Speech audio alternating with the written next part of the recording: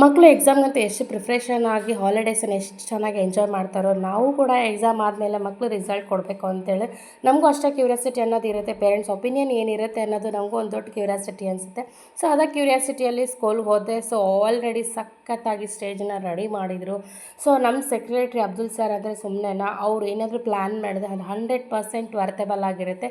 So ನೀವು ನೋಡ್ತಾ ಇರ್ಬೋದು, ಒಂದು ಕಡೆ ಪ್ರೈಮರಿ, ಇನ್ನೊಂದು ಕಡೆ ಹೈಯರ್ ಪ್ರೈಮರಿ, ಹಾಗೆ ಒಂದು ಕಡೆ ಹೈಸ್ಕೂಲ್ ಟೀಚರ್ಸನ್ನು ತುಂಬ ವೆಲ್ ಆರ್ಗನೈಸ್ಡ್ ಆಗಿ ಪ್ಲೇಸ್ಮೆಂಟ್ ಕೊಟ್ಟಿದ್ದಾರೆ. ಸೊ ಇದೆಲ್ಲ ವೆಲ್ ಪ್ರಿಪೇರ್ಡ್, ಆದರೆ ಪ್ರಿಪ್ರೇಷನ್ ಇಲ್ಲದೆ ಯಾವುದು ಸಕ್ಸಸ್ ಆಗೋಕ್ಕೆ ಚಾನ್ಸೇ ಇಲ್ಲ. ಸೊ ಇದೆಲ್ಲ ಒಂದು 2-3 ಡೇಸಿಂದನೇ ಪ್ಲ್ಯಾನ್ ನಡೀತಾ ಇರುತ್ತೆ. ಯಾರನ್ನ ಎಲ್ಲಿ ಕೂರಿಸ್ಬೇಕು, ಯಾವ ಪ್ಲೇಸಸ್ ಇರಬೇಕು, ಟೀಚರ್ಸ್ ಎಷ್ಟಿರ್ತಾರೆ, ಮಕ್ಳು ಎಷ್ಟು ಜನ ಬರ್ತಾರೆ, ಪೇರೆಂಟ್ಸ್ ಕ್ರೌಡ್ ಎಷ್ಟಿರುತ್ತೆ ಎಂದು ಒಂದು ಮೈಂಡ್ ಸೆಟ್ಟಿಂದ ಹಿಡ್ಕೊಂಡು ಅದನ್ನು ತುಂಬ ವೆಲ್ ಆರ್ಗನೈಸ್ಡ್ ಆಗಿ ರೆಡಿ ಮಾಡ್ಕೊಂಡಿದ್ರು ಅಬ್ದುಲ್ ಸರ್. ಇವರು ನಮ್ಮ ಆಫೀಸ್ ಸ್ಟಾಫ್ ತುಂಬ ಸಪೋರ್ಟಿವ್ ಅಂತಲೇ ಹೇಳ್ಬೋದು. ಸೊ ಇವ್ರು ನಮ್ಮ ವಿಸ್ಮಯ ಆ್ಯಂಡ್ ನಕುಲ್ ಕ್ಲಾಸ್ ಟೀಚರ್, ಹಾಗೆ ನನ್ನ ಫ್ರೆಂಡ್ ಕೂಡ ಬಂದಿದ್ಲು, ಅವಳು ಒಂದು ಹಾಯ್ ಹೇಳ್ಕೊಂಡ್ವಿ.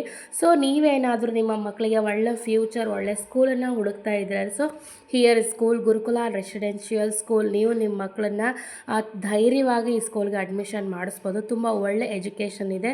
ಸೊ ನಿಮ್ಮ ಫ್ರೆಂಡ್ಸ್ ಆ್ಯಂಡ್ ರಿಲೇಟಿವ್ಸ್ಗೆ ಶೇರ್ ಮಾಡಿ. Thank you.